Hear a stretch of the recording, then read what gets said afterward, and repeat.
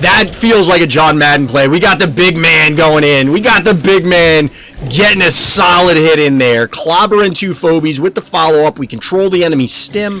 We save our jar. And oh, by the way, it's high five. Hi, guys. Hi, Mom. I'm on TV. Look at this. Look at this smile. That's a smile only a mother could love, right? A man's got to brush his teeth.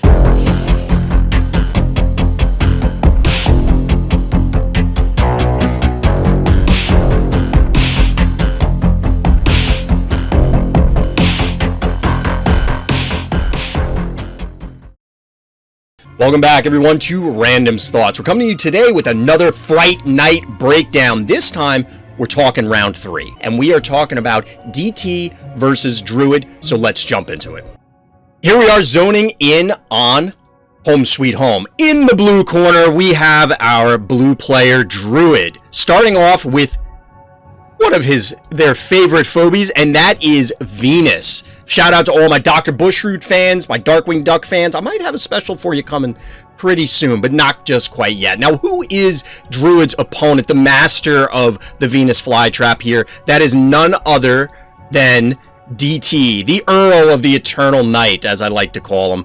I don't know if that really fits, because honestly, when I asked everybody what their favorite phobia was, it wasn't Eternal Night. So shame on you, DT. Shame on you. But we're jumping in. We do see the opening Venus, which is a pretty cool play on any map, but including this one. This cluster down here with the 3 points clearly makes things very complicated. And we see we're just getting some Gilbo steps here with the stabby opener, but going second, which is abnormal and something that Gilbo actually seems to shy away from. So we'll have to see how this works out for DT.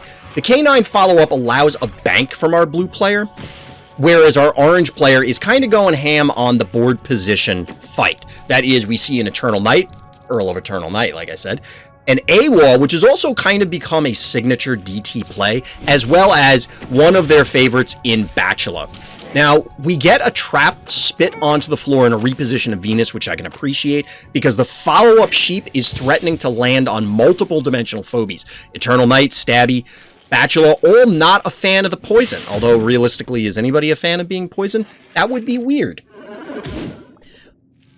Now, we see the invasion from our orange player. That's kind of expected, in my opinion, but we do see what is about to befall DT, and that's the Stabby stepping onto a trap. Unfortunately, despite connecting with 4 different phobies, it's still not enough to actually take down this Venus. It is a monster of hit points, and we, of course, see the disgusting, absolutely gross AWOL death animation, as well as a savage sheep hit. This is brutal. There is a healing spa on this map, but that takes Stabby, assuming Stabby runs away, which it may not, effectively takes Stabby out of the game.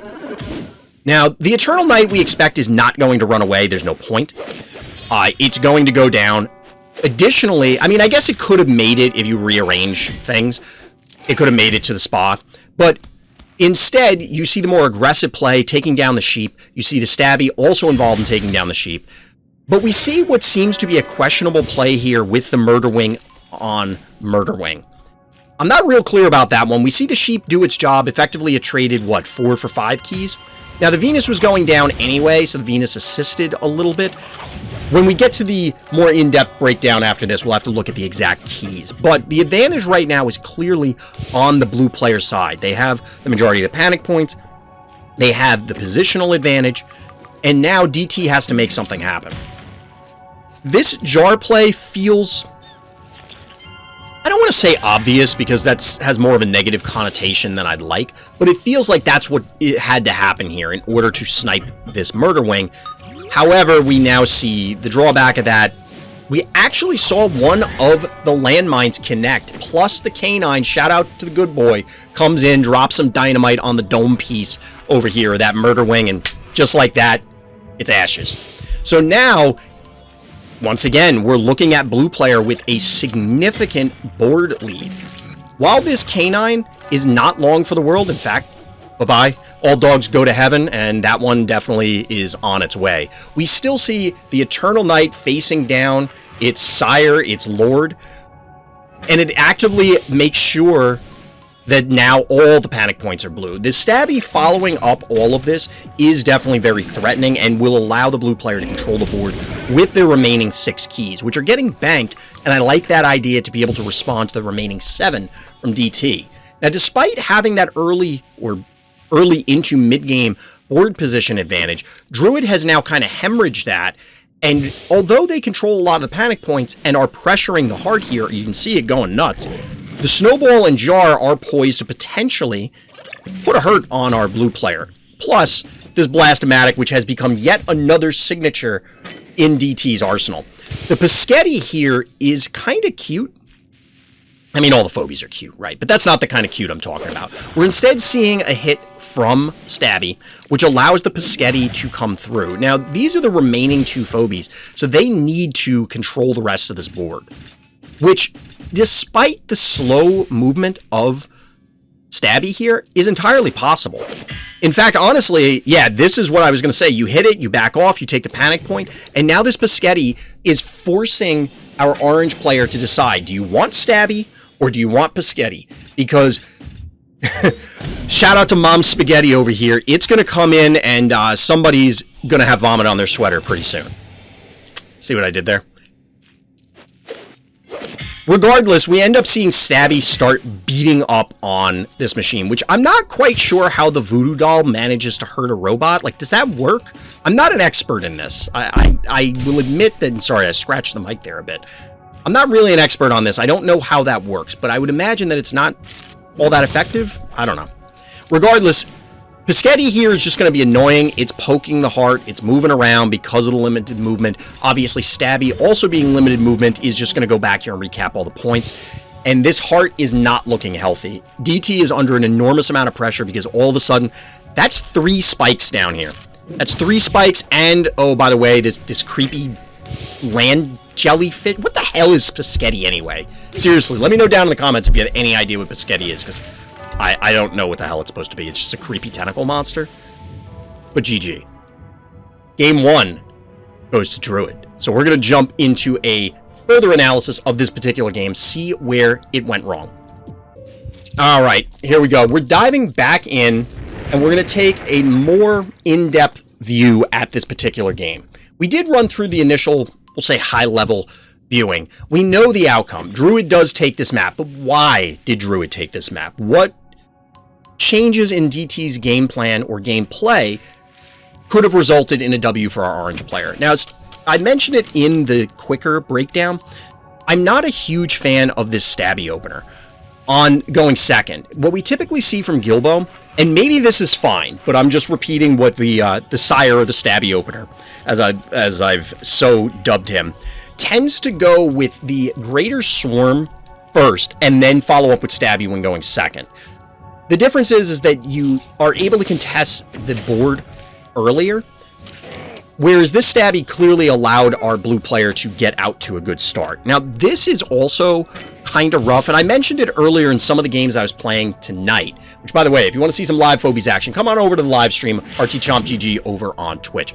Or you can see the link, and especially the Discord link, down in the YouTube description. But this invade was not great. Obviously, the Venus is super tanky. It has almost 2200 health. For a 3-drop, that is just colossal. And of course, there was going to be a trap going down. Now, I'm assuming DT felt that, and this is part of the question. You saw the Venus only move once. Now, admittedly, I do this all the time. Maybe this was just an error on DT's part. We don't know.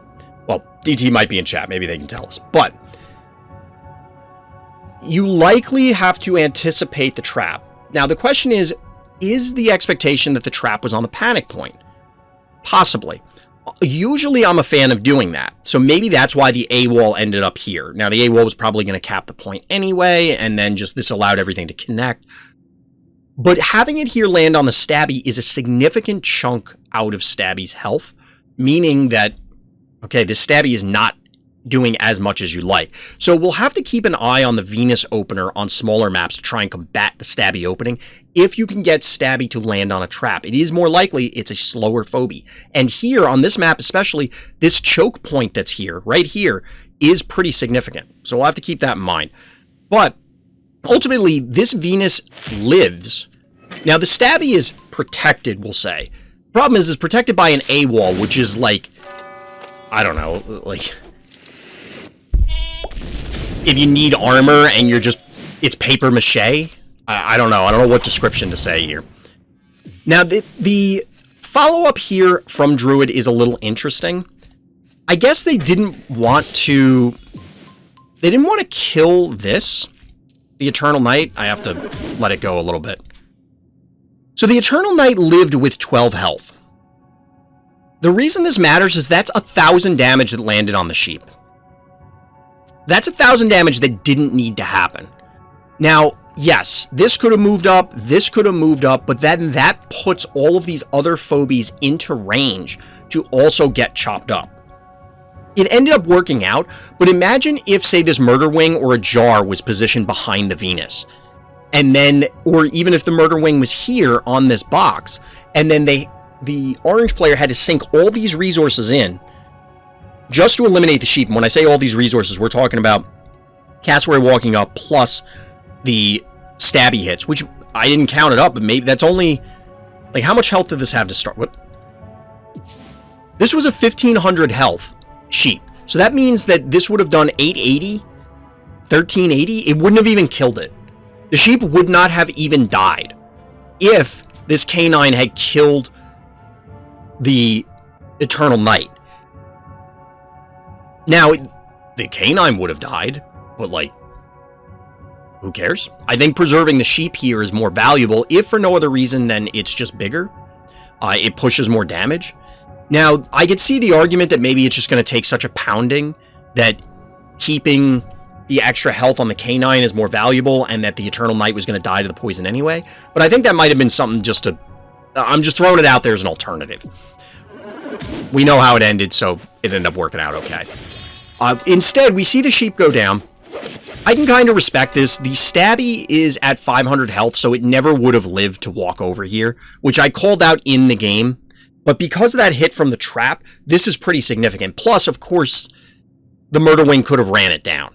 I don't think that our blue player would have dove for it, but, you know, there was the option at least.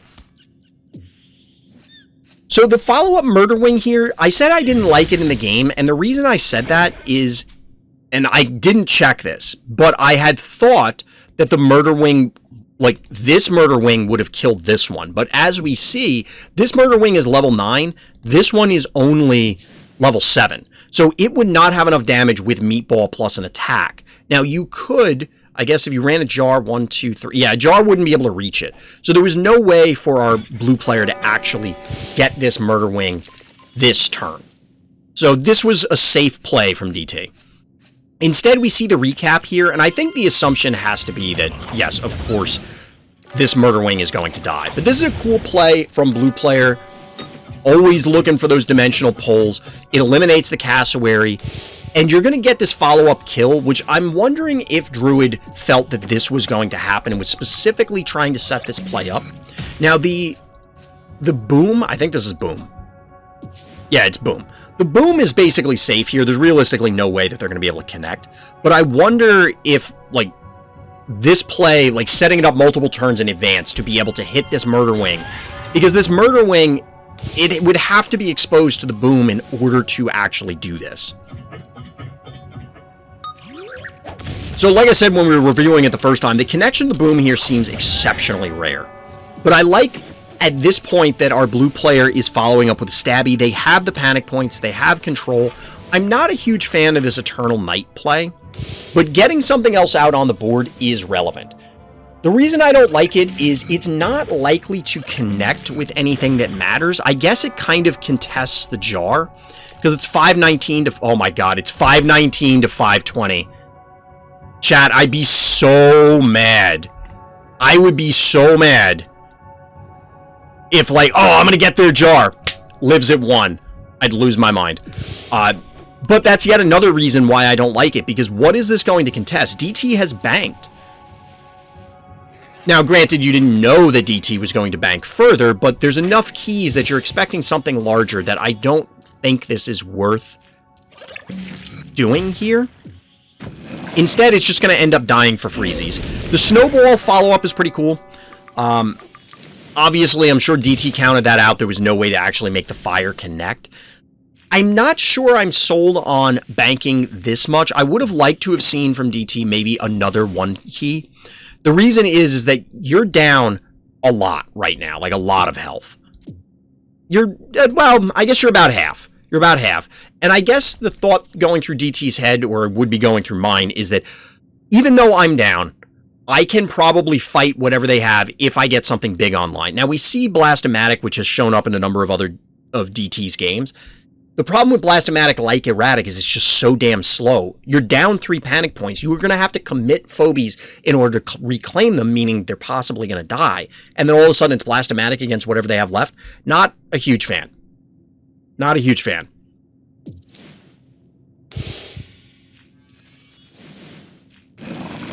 But we see the aggressive Snowball come in. The Piscetti is actually an interesting choice here. I don't know why Druid went for this. Presumably it was just tanky enough, and, I mean, Piscetti pushes a lot of damage. 600 damage. 600, well, over 600 damage. It's over 600! It can push a lot. So, at this point, I think that the line of, I just need to recap points with Stabby, and I'm going to sneak Piscetti across to the heart, is what's going through Druid's head. It's similar to what we saw in the DT Gilbo game, where we saw things sneak around and then ultimately punch the heart in round 2.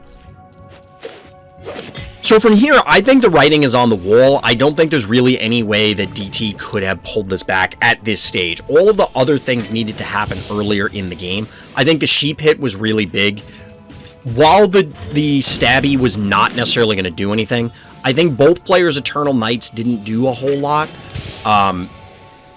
The positioning and the dive onto the Venus were not great. I can respect diving onto the Venus because you don't want the trap layer to last all that long. Because otherwise, as I started out with in the first part of it, this triangle here will get just absolutely covered in traps.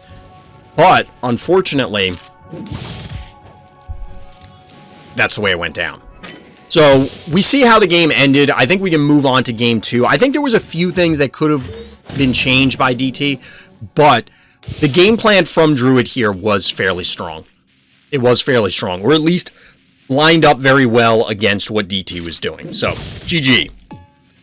Alright, so now we're jumping into game 2 between DT and Druid. Let's see what's going on. So, we'll pause it as soon as we get in here. Alright, game 2 between our blue player, DT, down here. Down 1 game, it is DT. And up here in the orange corner, hoping to close out the series in this game alone and take the match victory, is our orange player, Druid. Now, we're zoning into This May Sting a bit, and we'll see what the openers are. This is fairly abnormal from DT. Well, maybe not from DT in particular, but just on this map. We see the Cassowary and a Droney opener. Now, Droney is interesting here, and notably, as everybody will see, it can cap this first point immediately and then sneaks all the way down to the southern right point, and we take the top left point with Cassowary. So all of a sudden, it's 3-0 blue. This is a lot of damage coming out on this map, and I like this opener. This is actually pretty cool going first, and I actually am taking mental notes to try this one out. Now, the follow-up here is a bunch of flyers. We have Gesundheit and we have Murderwing. The more traditional opener, we'll say, from Druid was the Murderwing, but we didn't see any follow-up 1s or 2s. Instead, there was a bank for Barzilla. Now, Barzilla is a heaping helping of hit points. Try and say that really fast. It's a heaping helping of hit points, but it does pour damage out. But at this point, there's a lot of aggression being pushed onto our orange player. The follow-up, of course, Eternal Knight. And now we have Gesundheit sitting on the panic point to control the middle. We have a lot of options for DT not only to claim all these points, but reclaim them after something has gone in. So we see the careful push forward from Druid, building up their forces, because while they're under pressure, it's not a huge amount just yet. They're not dead yet. Instead, we do see an aggressive push from DT. Now you're in some hot water now, because that means the Eternal Knight's going to pull something back. You can immediately crush it, probably, with the Cassowary, because it's going to be this Murder Wing. You now have a Pterodactyl backing all this stuff up. You get your own, which is going to help supplement here. But let's be real, this is some trouble. This is some trouble. In fact, the Murder Wing is going to be offered up to die here. Murder Wing's going to be offered up to die. The Barzilla advances, and we have an aggressive canine push, as well as Cowbell, in order to flip. All of a sudden, 4 of those blue panic points are now orange. So how does DT answer this? Because the Barzilla would be a very juicy target, but I don't think you can get it. You clearly take the kill in the north, and then, oh, by the way, I reclaim this point. Now, the Pterodactyl is on the stim here, so is this enough? No. Oh, but the follow-up Murder Wing, look at that. Look at that. The Murder Wing just comes in and goes, boop, and pops that guy. Now, the Droney's going to have to beat feet to get the hell out of there. But we see a follow-up jar, which is pretty cool. The Gesundheit may be close to death here. We're not going to pause anything. Ooh, it's real close to death. So it could end up dying, but obviously the Pterodactyl has bigger priorities at this point. The panic points still favor orange, but losing the Barzilla is a crippling amount of keys to lose, especially this early in the game. We're only looking at turn 10. That's a lot of stuff to happen. So we see microscopic, and we see a Mopsy? I don't remember. Whatever. We see one of the 2-cost Resurrect Phobies come out. And now a juxtaposition with the jar ending up on the stem. And then it's just beat downtown on this canine. The Droney actually comes in to get it in on the action. Now, hilariously enough, I think this Droney just dies to lava. Snowball, of course, supplements the forces. While DT is down in panic points, and it's even in keys, this feels as though the board position heavily favors our blue player. Maybe not heavily, but it feels that way. I'm getting that momentum feeling as we're going through.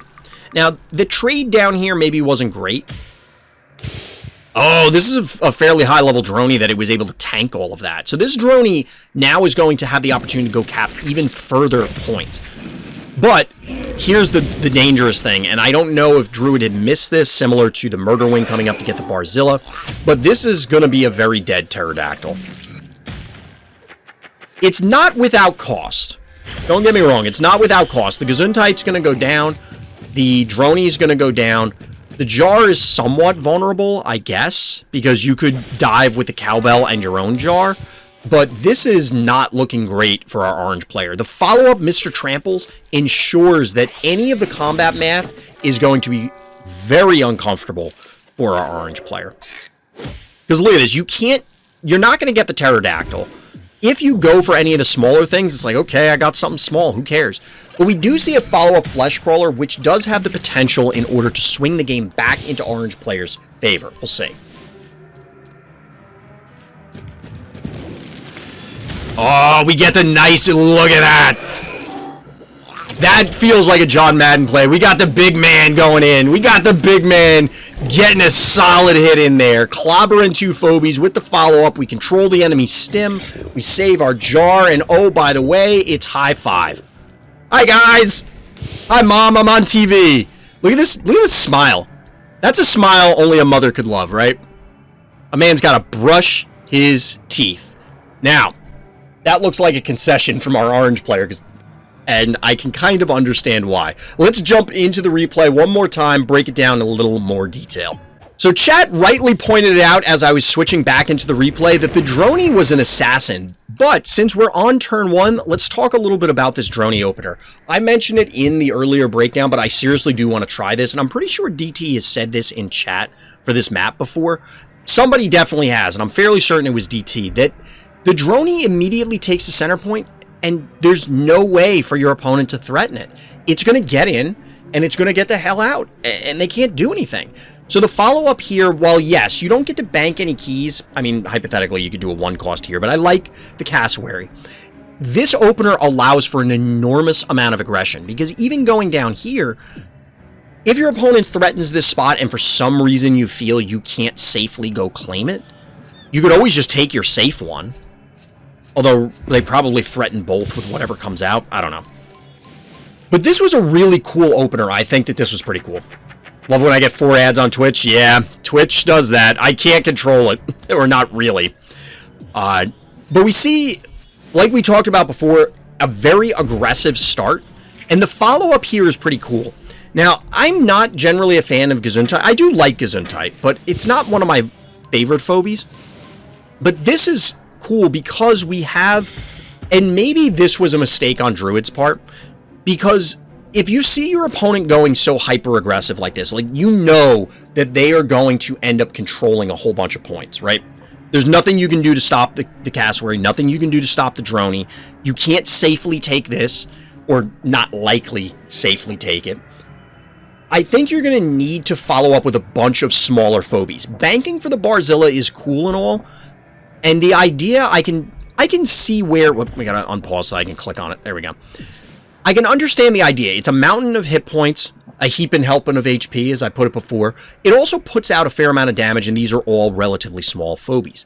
So the Barzilla plus a hit from anything else should probably kill most of these things, or very much cripple it at the very least.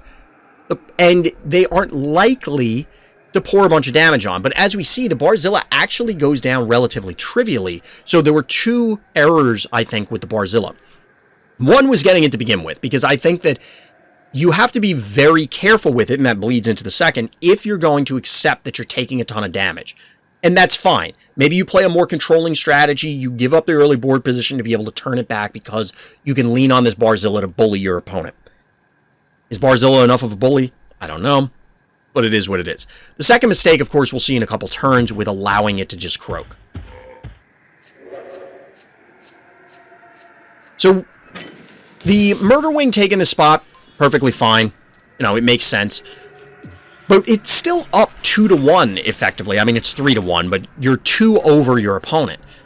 You get to reclaim all this stuff, and now you have the Gesundheit, which is pouring, like, how much damage is this doing? Almost 1,000 damage a hit. This is why this is a mistake to go in with the Barzilla. Anything that ends up on this stim is just going to do an enormous amount of damage. And DT rightly is following this up. It's very easy to fall into the trap of, hey, I've gained board control, I have a whole bunch of phobies, I have the panic points, I'm going to bank.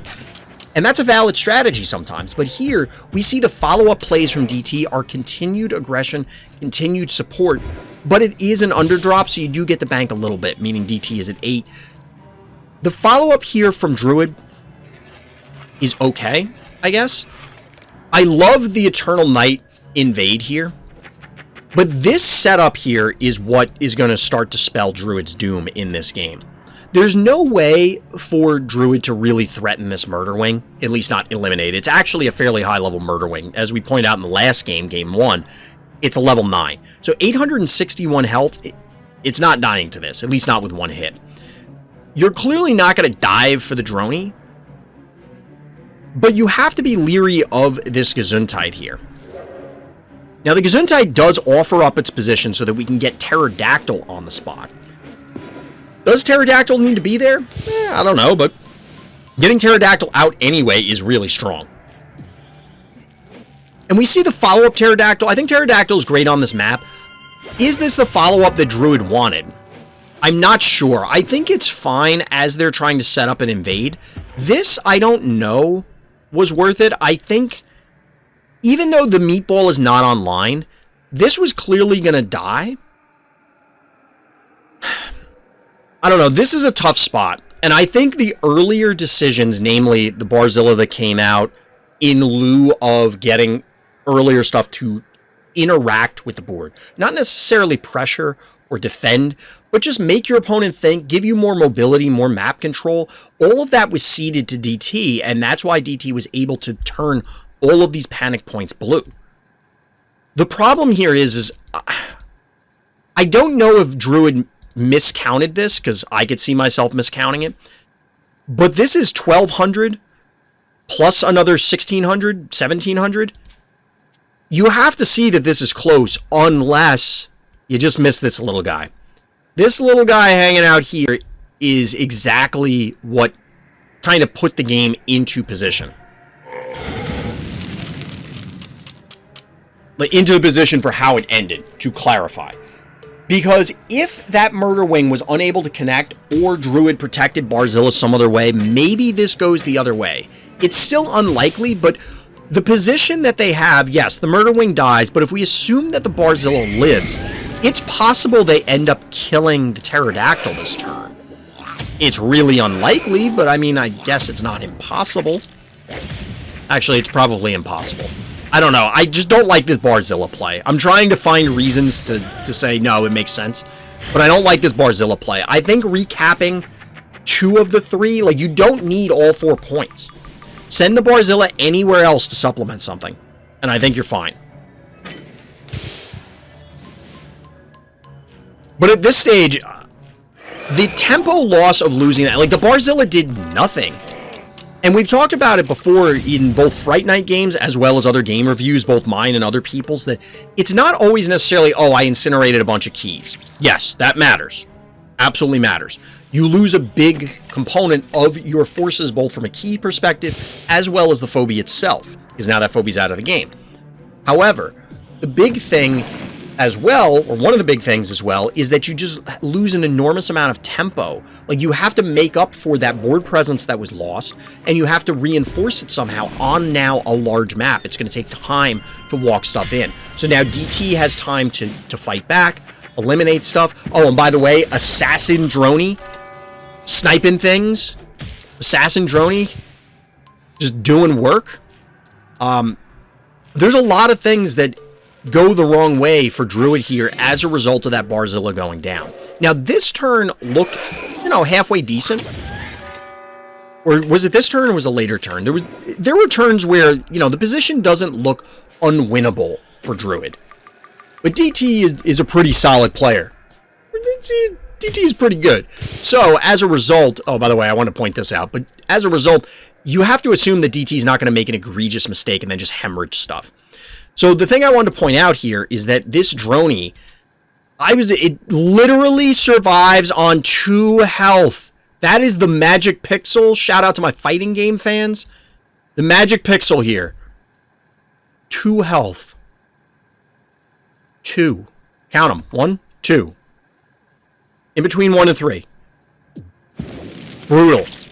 Brutal. Giga Chad Droney is right. So instead,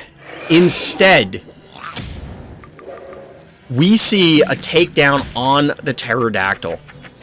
Assassin Droney comes in and just goes, zap! Got that guy. Mark 2 in the books for Droney. Brutal. Like, that is savage. If losing the Barzilla was not backbreaking, this absolutely was. Like, if for some reason you felt that the game was not over, which is, there were things that could still go Druid's way. There was still a lot of keys. They still controlled the majority of the panic points at that stage. This is crippling. This is absolutely crippling. Now you've lost 2 high-level units. You've given up look at the board position. There's no world in which you could say any of it is in the favor of Druid. You got blue panic points mostly. You have 2 large units. You have a protected Jar. You have Snowball, who can basically cover the entire map. This is real bad. And obviously the game ends in short order from here. Honestly, this is a game that I feel is similar to a lot of my games that I lose. And that is, the game was decided early on because I was trying to force a certain game plan. I didn't properly react to my opponent's opener. And then that set me up for failure. Now, could Druid have still won this game? Absolutely. It was still entirely possible. But it made Druid's life way more complicated due to the things that happened in the order that they happened. Obviously, if they didn't sack the Barzilla, would have been in better shape. Obviously, if the Pterodactyl didn't go down, would have been in better shape. But you were put in those positions where those phobies had to be exposed, or prompted you to expose those phobies, mostly because of probably the panic that was induced by the early blue aggression. So, GG will jump into game 3. All right, everyone, we're droning in. That droney is in my mind from game 2, but we're zoning in to game 3. We're zoning into game 3, the final game between our blue player and our orange player. Let's introduce them one more time. In the top left corner of Home Sweet Home, we have our blue player, Druid. However, in the right-hand corner, also now on match point, is our orange player, DT. Now, if you recall from previous Fright Night breakdowns, part of the rules is that we did have map bans, and then players would alternate picking maps from there. This is honestly the first game 3 that we had, and the players elected to go back to one of the maps they already played. Honestly, I'll probably change that so everybody has to pick new maps each time, but we now have Druid going first. Well, going first again on this map, but with a different opener this time. So we'll see how it works out for them. So we see Boom and K9 coming out. Now, since Druid took game 1 on this map, I can understand why they went back to the well. We'll see what DT's adaptation here is. And in fact, there is an adaptation. We see a Contortio in addition to the early game Stabby. Now, we see a Stabby follow-up from Druid to match the Voodoo Dolls here. And we see an Invade from the K9 as well as the Boom. That kind of makes sense to me. There's no real threat to the K9 at this stage. But I don't know if it's worth just taking the damage here. We'll have to see how it plays out. We instead get a Jar follow-up now. So we get a hit from the Stabby, we get a hit from the Jar, and we get 2 hits from Contortio, which equals more All Dogs Go to Heaven. Bye-bye, K9. You will be missed. So already we're seeing some keys go down from our blue player that we did not see previously. And now the Boom has to back off because it's not doing anything. It's not going to be able to connect with any value unless it wanted to go in and I guess just trade with Contortio, which is not great. So instead we have the advancing Stabby as well as a follow-up Snowball. It's the all dog team. Well, mostly dog team. It's like an Air Bud movie or something. I don't know. We get, of course, Eternal Night backing up the early game Stabby to go with the Jar, and Bachelor, one of DT's signature phobies. Now, I like this. Again, DT has shifted into a more aggressive line. Now, at this point, the Boom popping with that Contortio, I honestly don't think it was going to do much else at this stage, so it might as well. The Snowball backs off because it actually got clobbered a bit, meaning that it's able to heal. And given that we have the panic point advantage in blue player's favor, I can understand why they back off here. The 1 key follow-up and the Resurrect Phobie, I don't like Resurrect Phobies into multiple low costs from our opponent, but since the orange player has to commit in, I can kind of understand it because some of them are going to get cleared out by virtue of having to clear them out anyway. But you can't get all of them, so I anticipate that this Mopsy, this Resurrect Phobie down here, is not going to do a whole hell of a lot. But it does, in fact, eliminate the Eternal Night. It allows for a more aggressive Stabby push, and then the Contortio to clear out the Bachelor. Now, again, we're still looking at a very dead Resurrect Phobie shortly. There's just way too many things. But we do get a hit from Snowball, a little Fire Breath action, looking like Bowser in Super Mario Bros. 1, or really every Super Mario Bros. Is there a Super Mario Bros. That Bowser does not spit the hot fire? I don't know. But regardless, the Snowball trades with the Jar. I guess that's about as good as you can expect, and clearly Cowbell is able to eliminate Mopsy. Unfortunately, the Contortio goes down, so that leaves our blue player in a hole. This is problematic, and Orange is able to reinforce with a lot of phobies. While the Cowbell is not long for the world, the Stabby's already in position, we have an AWOL, we have a Cassowary, and we have a Cat, both to reclaim the sole blue panic point as well as threaten the Stabby itself, which is probably why we see this retreating Stabby. Not a huge fan of it retreating all the way, but I guess I can understand it. So instead we see the Cat advance. We actually see, oh, it's a hit on Stabby. I was going to say I'm surprised it didn't go on the heart, but also a pushed up aggressive Stabby. Our blue player does have 9 keys banked, however. So what is the 9 key phobia that Druid's going to pull this game back with? Because there is a little bit of time in order to try and make this happen, and we actually see Smother Mother come down. One-shots that cowbell, says, get the hell out of here. I have my vine tentacled. What the hell is Smother Mother anyway? I don't know. But Smother Mother comes down with 3 keys sitting remaining on the blue player's side.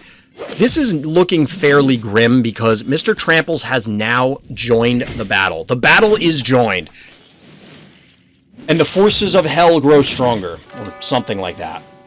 The AWOL trades with Stabby, which I think you're pretty content with. And now it's board position to board position and 3 keys to 3 keys. Smother Mother is Mother Nature's wrath personified. Fair. Fair. I can see it. So we get a Murder Wing to supplement the forces for blue player. Right now, this is not looking good. It's not looking good. We also see a Murder Wing get followed up on orange player side. This is kind of the flip, the reverse of the first game. Whole bunch of orange panic points, as well as a whole bunch of heart being under fire. And given that you're not even going to get a hit with the Smother Mother here, you can't actually connect with anything here. I don't know, because I'm avoiding clicking on anything, because we'll look at that in the analysis, but yes, you can get a big trample here. I don't know if you can kill the Smother Mother, but it looks like it's going down. So down goes the 9 key, and down goes the hopes for our blue player, because all of a sudden, that's the end of their Phobies. 18 turns in, and GG. So that is the entire match. Let's break down the last game a little bit closer.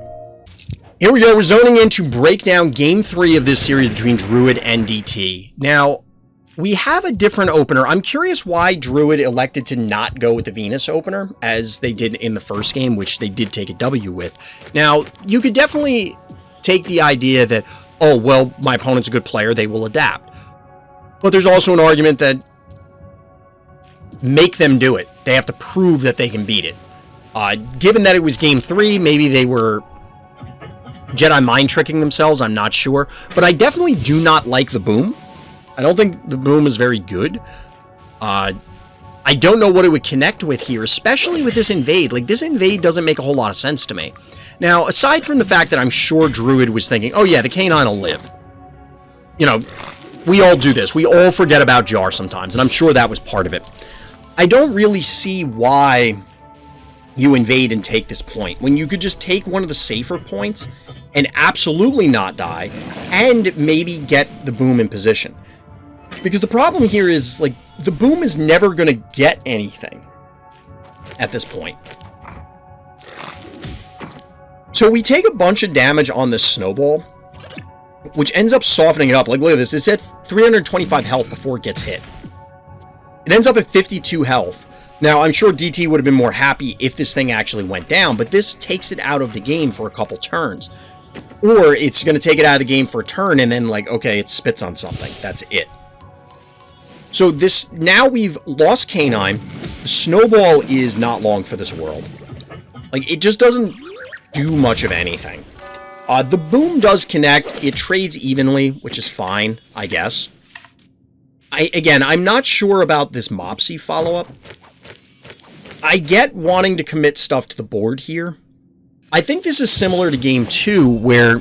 We'll pause it for a second. I think this is similar to Game 2, where Druid had an error early on that puts them in a position where it just makes it exceptionally difficult to actually come back from that stage. Because, no, were a lot of keys lost? No, it was 3-2? 3-1. Because it was Contortio for the K9 and the boom. Yes, you're down 2 keys, but you're also down tempo and you're down board position. And that's the thing. Plus, this snowball is effectively dead. It's going to die whenever it comes back in, unless you sit it there for like 8 turns. So the follow-up Mopsy here, I don't like it because there's multiple low keys on the board. The Mopsy's clearly going to go down and something's going to stand on it trivially, probably recapping things. It's one of the drawbacks of the Resurrect Phobies. It's great if your opponent has few quantity-wise Phobies and or a lot of slow Phobies, because then you can just position it so that they can't get to it easily. The challenge, of course, is when they have mobile Phobies, and a lot of them, because you're going to die, and then they're going to step on it, and you'd be better off with just about any other 2 key. Now, I don't know what Druid's collection looks like. Maybe there weren't a whole lot of other options, but I'm not a huge fan of this response. Instead, we see DT now regaining control of the panic points, and I think this is fine. I like the supplement with the cowbell so that way you can ensure that even if something, you know, Druid does something wild, that you're able to kill this Mopsy, which, given that you have two-dimensional Phobies, even though the Mopsy is able to kill one, you're going to be able to address a lot of these things. Now, I guess killing the Bachelor is fine. There's not really much else you could do. Like, you're not going to get the cowbell because you had to move the Stabby up. But obviously, the Mopsy's going down. The aggression with the Snowball is a little weird. I almost would have rathered, like allow the Contortio to die, because the Contortio was going to die no matter what, and then save the Snowball to do something else. It just didn't seem like that was valuable enough to trade the Snowball for the jar, but it also could be... I guess it's fine, but the problem is that you're down so much board position that it's problematic. Now, I really don't like this play. The pulling back of the Stabby here. It has 1700 health. Yes, you'd get hit twice by this, but, like, move it back one and then hit this. They can't touch it with anything else. What are they going to do? Advance the Stabby on the point and hit you? Like, okay. At least soften this up. I don't really understand why this got pulled back all the way here. I mean, yes, you can cover this point, so it's, am I covering the middle one or am I covering the bottom one? Maybe Druid was thinking that if you cover the bottom one, it'll deter DT from invading. But with the spamming of the single keys, I think you can... You don't have to be a mind reader to tell that your opponent is going to be aggressive. Now, the hit on Stabby here actually is somewhat problematic because it is putting it in range to get offed by the remainder of what's on the board. This also was kind of strange. I'm not real sure why Druid banked for this Smother Mother. We'll have to look at it when it comes out to see if stat-wise it's just really impressive. I was wondering if I could click on it then. So it's only 2100 health. It does push a ton of damage. Its regular attack is almost 850. Like, that's a lot of damage. The burrow matters, but not that much. A lot of your movement is going to be in a straight line for this. The pull is significant.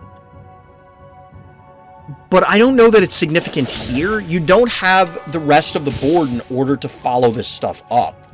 You know, like, you can't just yoink something and then blow it up because you just don't have the damage at this stage. DT is going to have to commit something and allow it to die for that to happen. Especially since we see the Stabby go down here. Like, now you're 100% toast. I don't think at this stage... I think this game was lost. I mean, it only lasts 18 turns, so if I say a few turns ago, it's obviously, you know, there wasn't a whole lot of game difference between that. But this game was done a few turns ago because of the tempo advantage by DT.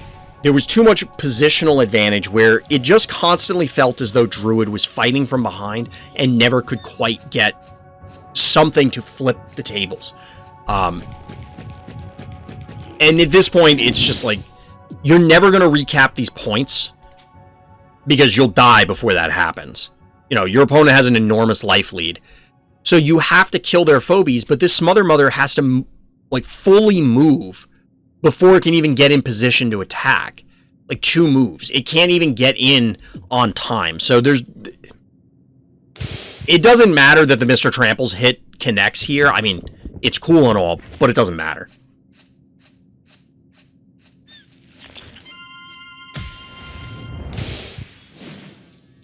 I don't know that there's much else to say about this. I mean, the game ends on this turn. But shout out to DT. It was a great adaptation.